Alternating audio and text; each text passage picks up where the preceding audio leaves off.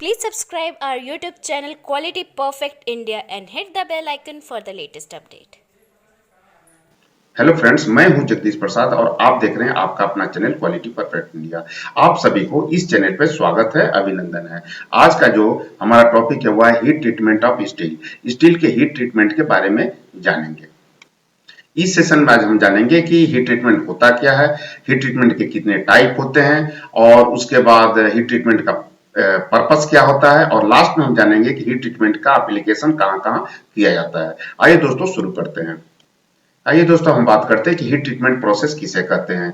Heat treatment process में metal को हम हीट करते हैं रिक्वायर्ड टेम्परेचर पर। उसके बाद उसको हम सर्टेन मैनर के अनुसार उसको हम कूल करते हैं, जिससे कि मेटल का मैकेनिकल प्रॉपर्टी जैसा हमें चाहिए वैसा मिल सके। ऐसे प्रोसेस को हम हीट ट्रीटमेंट प्रोसेस कहते हैं। यानी हीट ट्रीटमेंट प्रोसेस में होता क्या है, सबसे पहले हम मटेरियल को हीट करेंगे, कुछ देर तक उसे हम वहीं पे होल्ड करके रखते हैं और उसके बाद उसको हम कूल करते हैं। तो इस प्रोसेस को हम हीट ट्रीटमेंट प्रोसेस कहते हैं। दोस्तों हीट ट्रीटमेंट प्रोसेस में तीन वर्ड जो है, तीन जो एक्टिविटी जो होती है वो बहुत इंपॉर्टेंट होती है। एक होती है हीटिंग, यानी कि कितने टेम्परेचर तक हमें हीट करना है। उसके बाद होल्डिंग, जिसे हम सोकिंग भी कहते हैं, कितने देर तक उसको उस टेम्परेचर पर रखना है, होल्ड करके रखना है। उसके बाद कूलिंग, यानी किस मीडियम में हमें उसे कूलिंग कर रहे हैं। तो ये तीन चीज बहुत इंपॉर्टेंट होता है हीट ट्रीटमेंट प्रोसेस करते समय। आइए दोस्तों अब हम बात करते हैं कि हीट ट्रीटमेंट के कितने टाइप होते हैं। जनरली हीट ट्रीटमेंट जो है चार तरह का होता है: एनीलिंग, नॉर्मलाइजिंग, हार्डनिंग और टेम्परिंग। इसके बाद भी एक केस हार्डनिंग किया जाता है, जिसमें मेटल के सरफेस को हार्ड किया जाता है। यह भी केस हार्डनिंग जो है चार तरह का होता है: केस कार्बोराइजिंग, साइनाइडिंग, नाइट्राइडिंग और फ्लेम हार्डनिंग। दोस्तों केस हार्डनिंग हम नेक्स्ट वीडियो में हम जिक्र करेंगे डिटेल से। आज जो हम बात करेंगे वह एनीलिंग, नॉर्मलाइजिंग, हार्डनिंग और टेम्परिंग के बारे में बात करते हैं। दोस्तों हीट ट्रीटमेंट प्रोसेस को समझने के पहले आपको यह दो ग्राफ आपको समझना बहुत जरूरी है, जिससे कि आपको क्लियर कंसेप्ट हो सके। दोस्तों हम देखते हैं कि हीट ट्रीटमेंट में मटेरियल हार्ड हो जाता है, टफ हो जाता है, डक्टाइल हो जाता है। आखिर क्यों हो जाता है, इसके बारे में यदि आप ये दोनों ग्राफ समझ लेंगे तो आपको समझ में आ जाएगा। और यदि आप इंटरव्यू की तैयारी कर रहे हैं तो उसमें भी आपको क्लियर कंसेप्ट हो जाएगा और आप अच्छी तरह से इंटरव्यूअर को आप समझा सकते हैं। आइए दोस्तों हम पहला ग्राफ समझते हैं। यह पहला ग्राफ जो है टाइम और टेम्परेचर के बीच में दिखाया गया है। जब हम किसी स्टील को गर्म करते हैं तो गर्म करते जाते हैं, जब उसका टेम्परेचर 723 डिग्री पहुंचता है तो उसमें उस स्टील का आंतरिक बनावट जो है चेंज होना शुरू हो जाता है। ऐसे ऐसे टेम्परेचर को हम लोअर क्रिटिकल टेम्परेचर कहते हैं। यहाँ पर जब हमारा टेम्परेचर पहुंचता है स्टील का, तो उसमें कुछ देर के लिए जो टेम्परेचर जो है आगे बढ़ना बंद हो जाता है और फिर उसके बाद बढ़ना शुरू हो जाता है। इस टेम्परेचर को हम लोअर क्रिटिकल टेम्परेचर कहते हैं। लोअर क्रिटिकल टेम्परेचर क्या हो गया? लोअर क्रिटिकल टेम्परेचर वह टेम्परेचर है जहां पे स्टील का जब हम टेम्परेचर बढ़ाते हैं तो उसके अंदर का आंतरिक बनावट जो है, आंतरिक स्ट्रक्चर जो है, इंटरनल स्ट्रक्चर जो है चेंज होना शुरू होता है। ऐसे टेम्परेचर को हम लोअर क्रिटिकल टेम्परेचर कहते हैं। और उसका जब हम टेम्परेचर बढ़ाते जाते हैं तो एक ऐसा टेम्परेचर आता है जहां पे वह पूरे स्टील का पूरा स्ट्रक्चर जो है, इंटरनल स्ट्रक्चर जो है वह कन्वर्ट हो जाता है। तो ऐसे हम टेम्परेचर को अपर क्रिटिकल टेम्परेचर कहते हैं। और अपर क्रिटिकल टेम्परेचर और लोअर क्रिटिकल टेम्परेचर के बीच को रेंज को हम ट्रांसफॉर्मेशन रेंज कहते हैं। अब आइए हम बात करते हैं कि आखिर जो है क्या मैकेनिज्म होता है जिसके चलते मटेरियल जो है, मेटल जो है हार्ड हो जाता है, डक्टाइल हो जाता है और टफ हो जाता है। इसको समझने के लिए आपको यह ग्राफ को समझना जरूरी है। देखिए जब हम किसी भी स्टील को जब हम हीट करते हैं, हीट करने के बाद जब हम कूल करते हैं तो उसमें चार तरह का स्ट्रक्चर बन के निकलता है। देखिए कौन कौन सा स्ट्रक्चर बनता है, आइए देखते हैं। सबसे पहला है फेराइट का। फेराइट एक ऐसा स्ट्रक्चर है जिसमें कार्बन का जो परसेंटेज है वो लो होता है, बहुत ही कम होता है। और यह जो डक्टाइल होता है, यह सॉफ्ट होता है, नरम होता है। और फेराइट जो मटेरियल है वह मैग्नेटिक होता है, यानी कि चुंबकीय गुण उसमें पाया जाता है। दूसरा जो स्ट्रक्चर बनता है वो सीमेंटाइट का। सीमेंटाइट जो है फेराइट और कार्बन का रासायनिक मिश्रण होता है, केमिकल कंपोजिशन होता है, जो हार्ड होता है और मजबूत होता है। तीसरा जो है आस्टेनाइट का। आस्टेनाइट जो है लोअर क्रिटिकल टेम्परेचर के ऊपर में मिलता है और जो इसका जो यह नॉन मैग्नेटिक होता है, यानी इसमें चुंबकीय गुण नहीं होता है। चौथा जो स्ट्रक्चर बनता है वह है पियरलाइट का। पियरलाइट जो है फेराइट और सीमेंटाइट का मिश्रण होता है और यह हार्ड और टफ होता है, मजबूत होता है। तो दोस्तों ये चार तरह का जो स्ट्रक्चर बन के आता है जब हम मटेरियल को हीट करने के बाद कूल करते हैं। अब आइए समझते हैं इस ग्राफ को।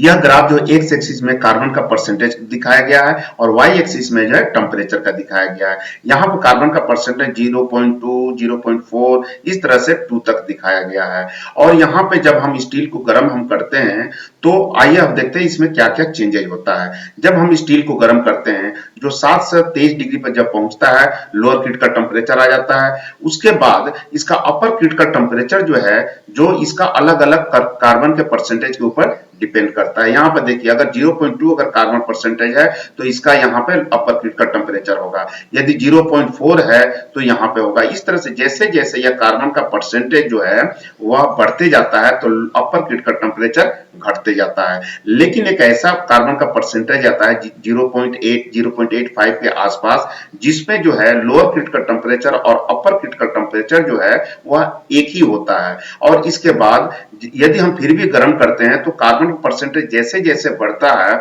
उस तरह से अपर किट का टेम्परेचर भी बढ़ता है। तो यह चीज रहा कि किस तरह से एक स्टील का जो है अपर किट का टेम्परेचर और लोअर किट का टेम्परेचर किस तरह से चेंज होता है। और दोस्तों अब आइए हम बात करते हैं कि अपर किट का टेम्परेचर के ऊपर में जो यह रेंज है इसमें आपको ऑस्टेनाइट मिलता है में जिसका कार्बन का मात्रा अगर 0.85 के लेफ्ट साइड में जो है उसमें ऑस्टेनाइट, चूंकि ऑस्टेनाइट यहाँ है तो ऑस्टेनाइट और फेराइट मिलता है। और अगर हम राइट साइड की बात करें अपर किट का टेम्परेचर और लोअर किट का टेम्परेचर के बीच में ऑस्टेनाइट और सीमेंटाइट बनता है। यहाँ पे ऑस्टेनाइट और सीमेंटाइट बनता है।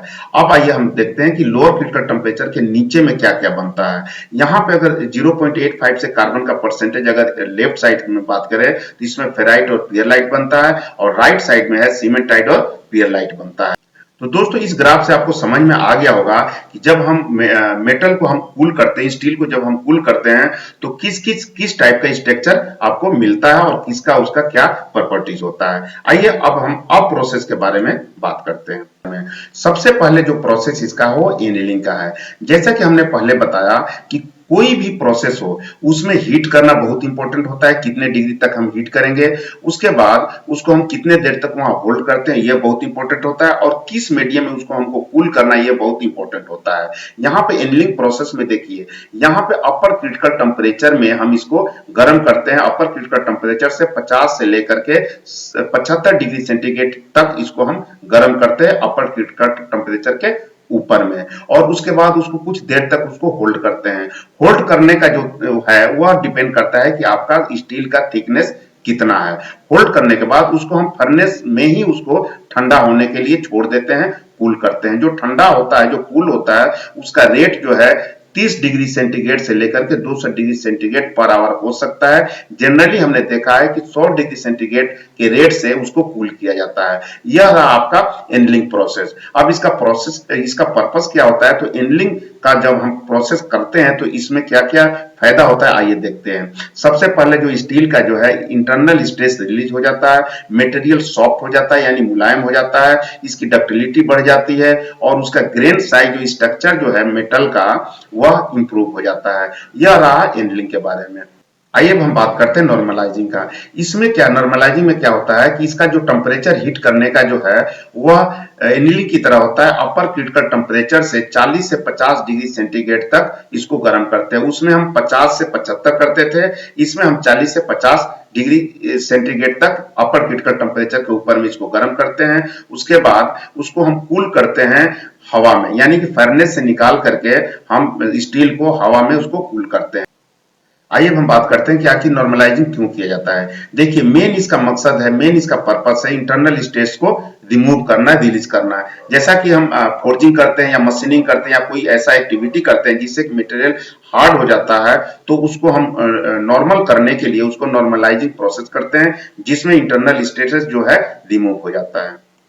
आइए दोस्तों हम बात करते हैं कि हीट ट्रीटमेंट प्रोसेस का जो तीसरा प्रोसेस है वह हार्डनिंग का। हार्डनिंग के नाम से ही लगता है कि मटेरियल को हमने हार्ड करना है। अब है क्वेश्चन आता है कि हम इसको कितना हीट तक इसको हम कितना टेम्परेचर तक इसको हीट करेंगे। तो दोस्तों यदि स्टील जो है हाइपोइप्टाइड स्टील है, यानी कि जिस स्टील का कार्बन का जो परसेंटेज है 0.85 से कम है, उसे हम हार्डनिंग करने के लिए जो टेम्परेचर होता है वह अपर क्रिटिकल टेम्परेचर से 20 से 30 डिग्री सेंटीग्रेड ऊपर तक इसको गर्म करते हैं। लेकिन यदि स्टील का कार्बन का परसेंटेज अगर हाई होता है तो उसका जैसे कि 0.85 से अगर ज्यादा है तो उसका जो हमारा टेम्परेचर होता है हीट करने का वह लोअर क्रिटिकल टेम्परेचर से 20 से 30 डिग्री सेंटीग्रेड तक ऊपर में होता है। और इसको जब हम गर्म हो जाता है तो उसके बाद इसको हम पानी में या ऑयल में सडनली डाल देते हैं, जिसे हम क्विंचिंग प्रोसेस करते हैं। क्विंचिंग करने से इमीडिएटली जो है वह हार्ड बन जाता है मटेरियल इस प्रोसेस में, हीट ट्रीटमेंट में। अब इसका मेन पर्पस क्या होता है? मेन पर्पस इसको हार्ड करना है, मटेरियल को स्ट्रॉन्ग बनाना इसका मेन पर्पस होता है। लेकिन इसमें एक चीज डिमेरिट होता है कि यह डक्टिलिटी इसका कम हो जाता है और मटेरियल ब्रिटल हो जाता है। आइए दोस्तों, अब हम बात करते हैं जो फोर्थ जो हीट ट्रीटमेंट है वो टेम्परिंग का। जैसा कि अब हम पिछले स्लाइड में हमने बात किया था कि जब हम हार्डनिंग प्रोसेस करते हैं तो मटेरियल ब्रिटल हो जाता है, यानी बहुत ही भंगुरता उसमें आ जाती है। उसमें जो कोई भी लोड सहन करने की क्षमता नहीं रह जाती है, कॉम्पैक्ट लोड नहीं सह पाता है, तो उससे हमें टेम्परिंग करना पड़ता है। टेम्परिंग प्रोसेस में होता क्या है? देखिए, यदि हम टेम्परेचर की हम बात करें तो लोअर क्रिटिकल टेम्परेचर के नीचे ही इसको हम गर्म करते हैं। जो मटेरियल हमें हार्डनिंग किया हुआ रहता है, हार्ड किया हुआ रहता है, उस मटेरियल को ब्रिटलनेस कम करने के लिए और इंटरनल स्ट्रेसेस जो कम करने के लिए हम टेम्परिंग का प्रोसेस करते हैं। इसमें अगर हीट की बात करें तो आपको लोअर क्रिटिकल टेम्परेचर से नीचे इसको हीट करते हैं। इसको 3 रेंज में आप कर सकते हैं, आपके रिक्वायरमेंट के अनुसार यह होता है। लो टेम्परेचर जो होता है वह 250 डिग्री सेंटीग्रेड तक होता है। यदि मीडियम टेम्परेचर में आपको गर्म करना है तो 350 डिग्री तक होता है, और हाई टेम्परेचर जो है 550 डिग्री सेंटीग्रेड तक हो सकता है। यह डिपेंड करता है आपका मैकेनिकल प्रॉपर्टी रिक्वायरमेंट के अनुसार। और इसको जब हम गर्म करते हैं और गर्म करने के बाद इसको हम एयर में ही उसको कूल होने देते हैं। इसका मेन पर्पस क्या होता है? इसका मेन पर्पस यह होता है कि जो ब्रिटलनेस हो गया है जो हार्डनिंग प्रोसेस में, उसको ब्रिटलनेस को कम करना और टफ बनाना और इंटरनल स्ट्रेस को रिलीज करना। तो दोस्तों, यह 4 प्रोसेस हुआ जो कि हीट ट्रीटमेंट प्रोसेस में हीट ट्रीटमेंट में स्टील के लिए किया जाता है। आइए अब हम बात करते हैं कि इसका एप्लीकेशन कहाँ कहाँ होता है। तो जनरली ऑटोमोबाइल सेक्टर में हीट ट्रीटमेंट प्रोसेस बहुत ही किया जाता है। उसके पार्ट में गियर्स जो बनाए जाते हैं उसमें हीट ट्रीटमेंट किया जाता है। इंजन के पार्ट जो बनता है उसमें हीट ट्रीटमेंट किया जाता है। हाइड्रोलिक पार्ट जो होता है उसमें भी हीट ट्रीटमेंट प्रोसेस किया जाता है। और जितना आपके ऑर्गेनाइजेशन में गेजेज हैं या टूल्स है या मोल्ड है, सभी में आपको हीट ट्रीटमेंट प्रोसेस किया जाता है। तो दोस्तों, ये एक छोटा सा वीडियो रहा हीट ट्रीटमेंट के बारे में। आशा करता हूं कि आपके सारे कंसेप्ट क्लियर हो गए होंगे। मैं इस वीडियो में मैं समझाने की कोशिश किया कि हीट ट्रीटमेंट होता क्या है, हीट ट्रीटमेंट कितने तरह का होता है और हीट ट्रीटमेंट का मेन मैकेनिज्म क्या होता है हार्ड या सॉफ्ट होने का। तो आशा करता हूं कि आपको यह वीडियो पसंद आया होगा। यदि आपको यह वीडियो पसंद आता है तो आप इसे लाइक करें। यदि आप नए हैं तो सब्सक्राइब करके बेल आइकन जरूर दबाएं, जिससे कि इस तरह से प्रैक्टिकल एग्जाम्पल के साथ आपको वीडियो मिलता रहे। और यदि हमारा यह वीडियो आपको पसंद आता है तो अपने दोस्तों के साथ भी शेयर करें। तो दोस्तों, नेक्स्ट वीडियो तक आप सभी से इजाजत चाहता हूं। Thank you very much.